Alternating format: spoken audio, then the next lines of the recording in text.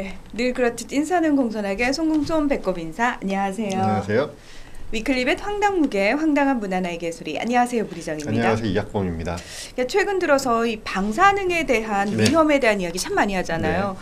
그러니까 눈에 보이는 위험은 차라리 피하기라도 할 수 있고 위험하구나라고 감지라도 가능한데 네.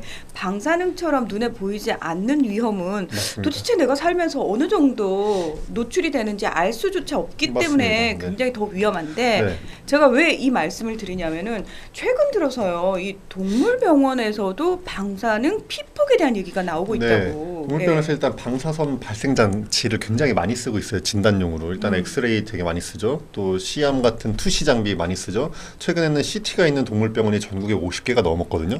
이런 식으로 해서 동물병원에서도 방사선 장치를 굉장히 많이 쓴다. 엑스레이 장치는 3,000개가 넘었고요. 동물병원에서 방사선 관련돼서 종사하시는 분들도 4,500명이 넘어섰기 때문에 동물병원에 계신 분들도 이 방사선 피폭에 대해서 많이 주의가 필요한 상황입니다.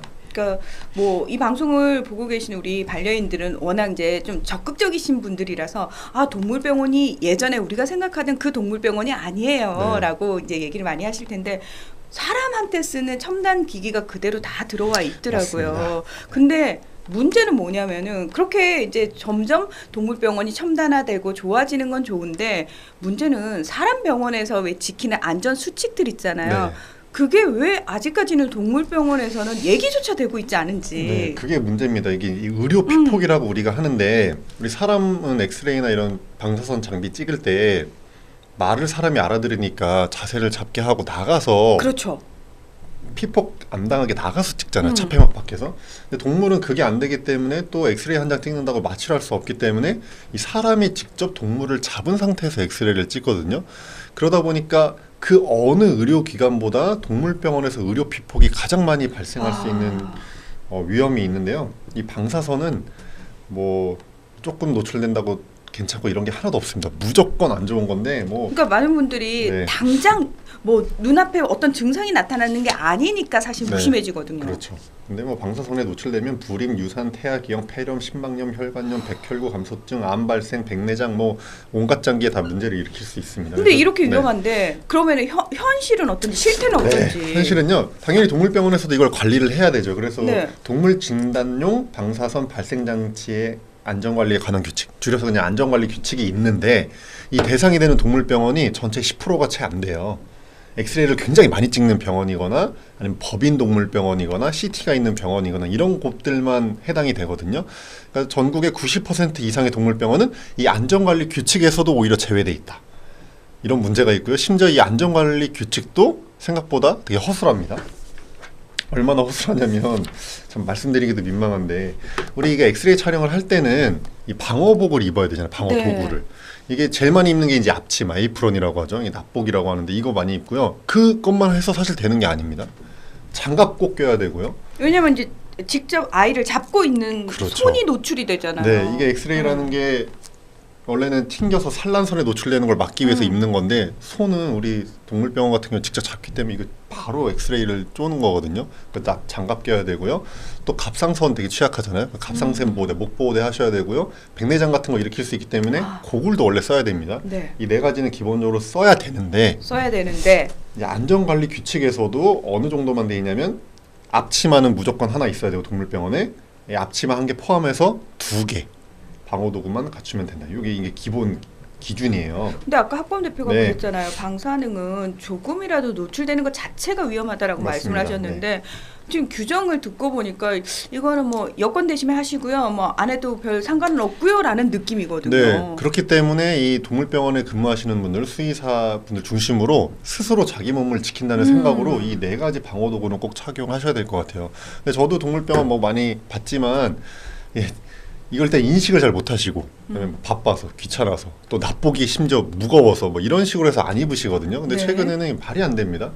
최근에 나온 것들은 납으로 돼 있지 않고 새로운 재질로 돼가지고 되게 얇고 가벼운 것들도 많이 나와 있어요. 그래서 더 이상 어떤 무겁다, 뭐 귀찮다는 이유로 이걸 방호도구를 안 입으면 안 될 것 같고요. 또 하나는 이 TLBG라고 해서 이 방사선 노출되는 거 측정하는 장비가 있거든요.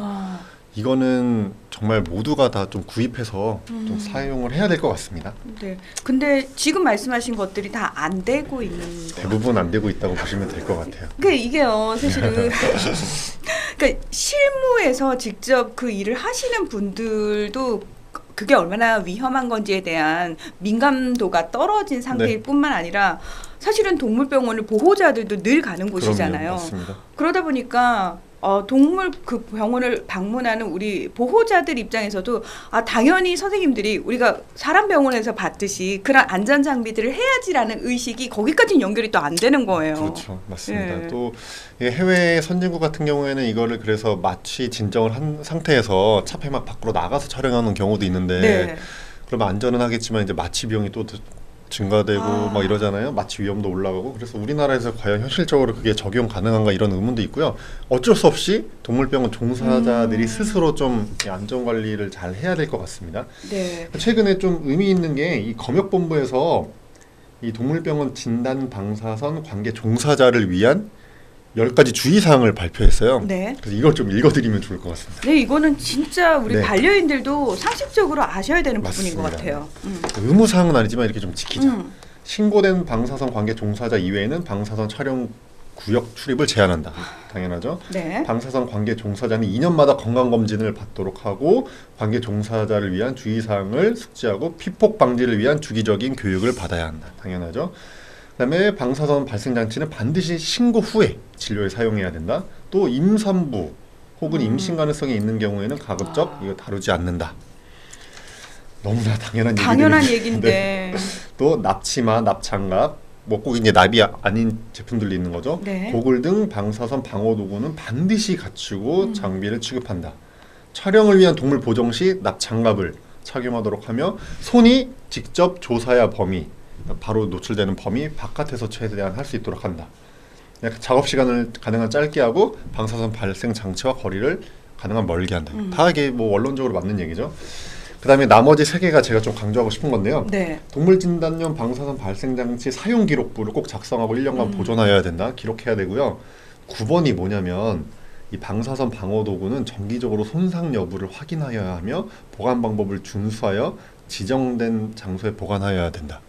이거 보호하자고 입는 건데 왜 네. 전혀 보호가 안 된다면 입을 이유가 없는 거잖아요. 네, 제가 옛날에 학교 다닐 때도 경험했지만 이게 오래돼가지고 구겨져 있고 심지어 갈라져 있고 이런 걸 착용하는 사실 의미가 없을 수 있거든요. 네. 그래서 이 방호 도구도 주기적으로 손상이 됐는지 확인하고 교체를 해야 된다는 얘기예요.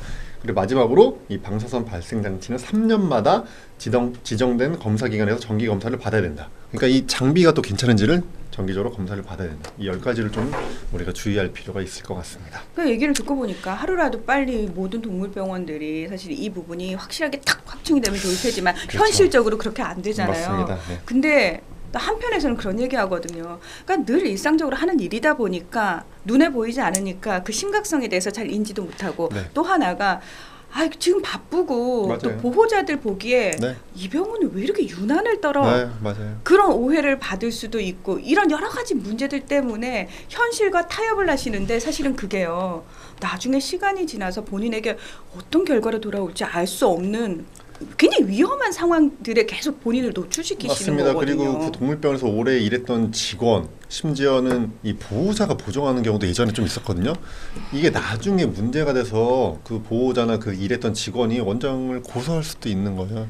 그렇죠. 이게 산재가 될 수도 있거든요. 왜냐하면 지금은 이제 장비가 도입된 지 아직은 시간이 얼마 되지 네. 않아서 이런 문제가 대중적으로 알려지지 않았지만 분명히 우리에게 언젠가는 닥칠 문제들이거든요. 네. 그래서 이 부분에 있어서는요. 지금부터라도 그러니까 좀 유난을 떨어야지. 네. 예, 유난이 아닌 그런 규칙들이니까 우리 모두가 조금 일상생활 속에서 사실 라돈 침대 때문에 라돈 측정기 사야 되나라고 고민하시는 거잖아요. 일터에서 늘 노출되시는 분들 그것보다 더 위험한 거거든요. 예. 자, 이번에 제대로 좀 심각성을 알렸으면 좋겠네요. 네. 자, 오늘 위클리 벳은 여기서 마무리하겠습니다. 함께해 주셔서 고맙습니다. 감사합니다.